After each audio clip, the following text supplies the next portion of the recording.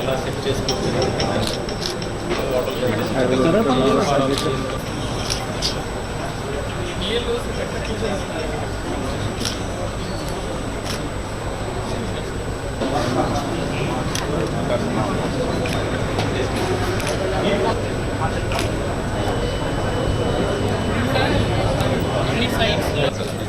Even ఇక్కడ కూడా ZPCO గారు, గౌరవ కలెక్టర్ గారికి, మన గౌరవ జాయింట్ కలెక్టర్ శ్రీమతి ఆహ్వానిస్తున్నాం. జ్యోతి ప్రజలు చేస్తున్నాం. ఓటు మేడం, అలాగే దీన్ని చేయవలసిన బాధ్యత మన అందరి మీద ఉంది. ఇప్పుడు ప్రస్తుతం ఈ క్యాలెండర్ ఇయర్లో మనకి రాబోయే ఎన్నికల తరుణంలో ఇది మరింత ప్రసిద్ధి చేకూరుతుంది. అలాగే ఈ కార్యక్రమం కేటాయించి ఇక్కడ ఇచ్చేసినందుకు చైతన్యం ఎన్ని చెప్పినా కుడి చెవిలో పెద్దలు చెప్పే మాటని సత్యం చేద్దాం. ప్రతి ఒక్కరు ఎక్కడ వాళ్ళు అక్కడ నిలబడవలసిందిగా కోరుతున్నాం. ప్రజాస్వామ్యంపై ప్రజాస్వామ్య సంపద భావాన్ని నిలబెడతామని మతం, జాతి ప్రభావితం ప్రతి ఎన్నిక ఇందు మూలంగా ప్రతిజ్ఞ చేస్తున్నాం.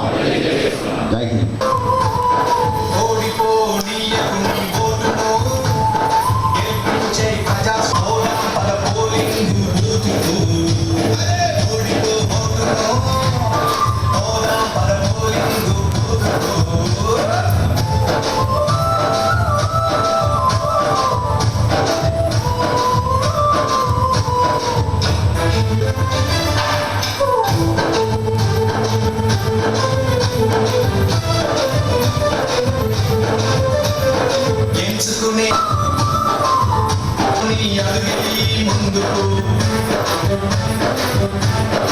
అంటే ఈనాడు మనం చూస్తున్నాం ఓటర్ల పండుగ అంటే ఎన్నికలే.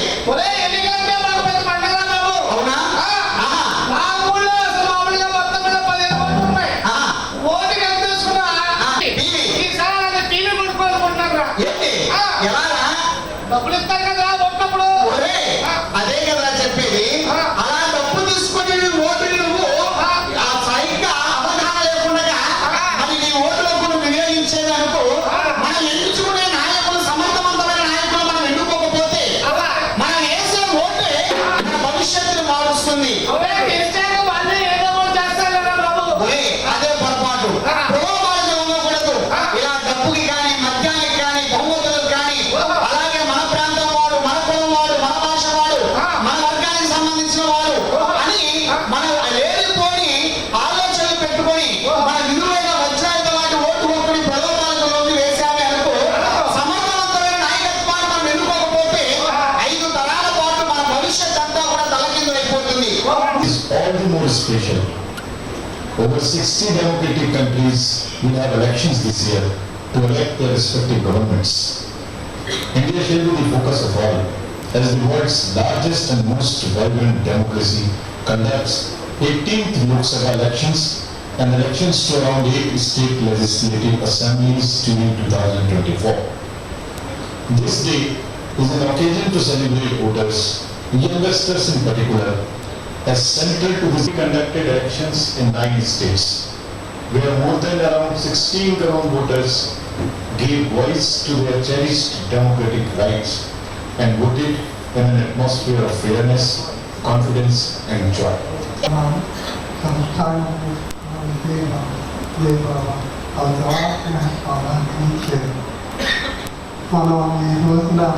నేషనల్ ఓటర్స్ డే కింద 90 years సర్వీస్ చేసిన మీ అందరినీ ఓటర్స్ కింద చెప్తుంది చేయాలని నా ఉద్దేశం. 33 సంవత్సరాలు రైల్వేలో చీఫ్ టికెట్ ఇన్స్పెక్టర్గా చేసి రిటైర్ అయ్యారు. అందువల్ల ఈ మీకు ఈ ఓటర్లు అందరూ తప్పకుండా ప్రతి ఒక్కరూ ఈ ఓటర్ వేయించేసి వారి యొక్క మంచి వ్యక్తిని నిలబెట్టాలని జనవరి 20 నేషనల్ ఓటర్స్ డే 2011 నుంచి కూడా మన నేషనల్ ఓటర్స్ డే అనేది జరుపుకుంటున్నాము. 1950లో మనకి ఎలక్షన్ కమిషన్ అనేది ఫామ్ అయింది. అప్పటి నుంచి కూడా 1950వ సంవత్సరం నుంచి కూడా మన ప్రజాస్వామ్య భారతదేశంలో మనము ఎన్నికలు జరుపుకొని మనకు నచ్చిన మనమే మన చేత ప్రజలకే ఎన్నుకోబడిన ప్రజలు మాత్రమే మనం పరిపాలన అనేది చేస్తున్నాము. మన భారతదేశం రిపబ్లిక్ ఆఫ్ ఇండియా అయిన డేట్ని అందరికీ గుర్తుంటారు. అంటే 26 జనవరి 1950లో రిపబ్లిక్ అయింది. కానీ అది అవ్వడానికి ఒక రోజు ముందు 26 జనవరి 1950 ఆ రోజుకి మన కాన్స్టిట్యూషన్ని అడాప్ట్ చేసుకున్నాం, మన రాజ్యాంగాన్ని. అది అడాప్ట్ అవ్వడానికి ఒక రోజు ముందు 25వ తారీఖు జనవరి 1950 ఆ రోజుకి ఎలక్షన్ కమిషన్ ఫౌండ్ అయింది. ఎందుకంటే మీకు కాన్స్టిట్యూషన్ రాక ముందే ఎలక్షన్ కమిషన్ అన్న ఒక అథారిటీ అన్నది ఫౌండ్ చేశారు.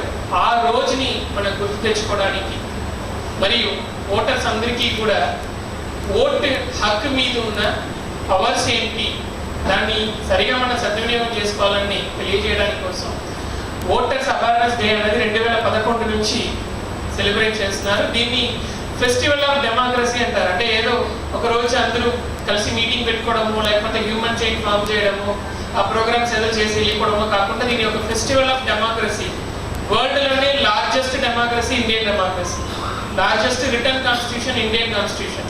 ఆ డెమోక్రసీని మన ఒక పండగలాగా సెలబ్రేట్ చేయాలని చెప్పి ఫెస్టివల్ ఆఫ్ డెమోక్రసీ అని చెప్పి దీనికి ప్రత్యేకంగా ఒక రోజు పెట్టారు.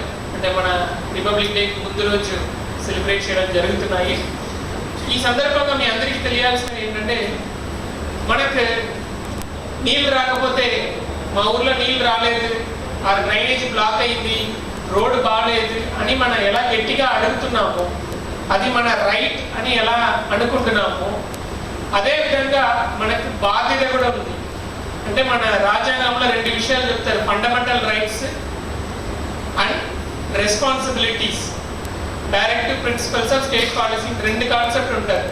నా హక్కు ఏంటి అని దాంట్లో చెప్పడం మాత్రం కాకుండా మీ బాధ్యత ఏంటన్నది కూడా దాంట్లో చెప్తారు. సేమ్ విధంగా ఈరోజు మీకు ప్రతి ఒక్కరు ఓటు చేసుకోవాలి. అంటే ఆ ఓటు మీ హక్కు ఏది ఉన్నాయో దాన్ని మీరు ఉపయోగించుకోవడం అది కూడా మీ బాధ్యత. ఎందుకు చెప్తున్నానంటే, కొంతమంది ఓటు వేయకపోవడం వల్ల వేసిన వాళ్ళలో మెజారిటీ ఎవరు ఉన్నారో వాళ్ళే ఎలక్ట్ చేస్తున్నాము. మెజారిటీ రూల్స్ మైనారిటీ అంటారు. ఇక్కడ 50 మంది 100 మంది ఓటు వేయాల్సిన ప్లేస్లో 50 మంది 26 మంది ఎవరికి ఓటు వేసారో మెజారిటీ వాళ్ళకి వెళ్ళిపోతున్నాయి. ఇంకా రిమైనింగ్ ఉన్న 50 మంది ఎవరు ఓటు వేయలేదో వాళ్ళ ఒపీనియన్స్ ఏది, వాళ్ళ ఆలోచనలు ఏది అన్నది అది బయటకు రాకుండా ఓటు వేసిన వాళ్ళ ఒపీనియన్ ఏది ఉన్నాయో దాని మీద మనకి డెమోక్రసీ ముందుకెళ్తుంది. అందరూ ఓటు వేయాలంటే ముందు మీరు ఓటర్ లిస్టులో నమోదు అవ్వాలి. ఓటర్ లిస్టులో మీరు నమోదైన తర్వాత ఖచ్చితంగా ప్రతి ఒక్కరు కూడా ఓటు చెయ్యాలని చెప్పడం జరిగింది. ఈసారి nothing like voting, I vote for sure అన్న ఒక థీమ్తో స్టార్ట్ చేశారు. అంటే ఓటు వేసే ఆ ఫీలింగ్ ఏది ఉన్నాయో ఆ ఫీలింగ్ అనేది గొప్పదని చెప్పి ఈసారి ఆ థీమ్ అనేది పెట్టడం జరిగింది.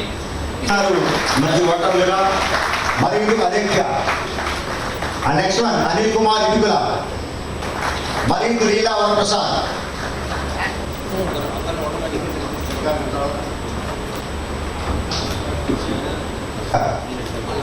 నగరంగా చూపిస్తున్నారు. మేము బాధ్యులం చూపిస్తున్నారు. 91 సంవత్సరాల పోరాటం ఈరోజు వారు పన్నగంట చోట్ల గారు, వారి తర్వాత మల్లెమొగల సత్యనారాయణ గారు రెడీగా ఉండాలి.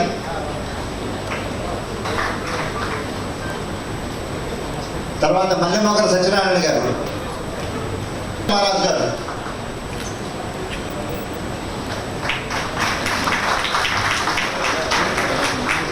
వీరందరూ కూడా చాలా అదృష్టవంతులు. ఒక నియమబద్ధమైనటువంటి ఆ రోజుల్లో సెల్ ఫోన్లు సెల్ ఫోన్లు లేవు కాబట్టి భగవంతుడు దేవుడు వాళ్ళందరూ ఎంతకాలం ఉన్నారని చెప్పి మనం ఆనందపడాలి. ఇప్పుడు మనం తగ్గించుకోస్తారు. గట్టిగా తప్పట్లు కొట్టండి. వారికి సత్కారం చేస్తున్నారు. ఆయన కూడా ఈరోజు ఈ కార్డు వినియోగించుకుంటానని వచ్చారు. చూడమ్మా పాప. సింధు గుజరాట మరాఠ ద్రావిడ ఉత్కళ హిమాచల జాహే గాథ జనగణ మంగళ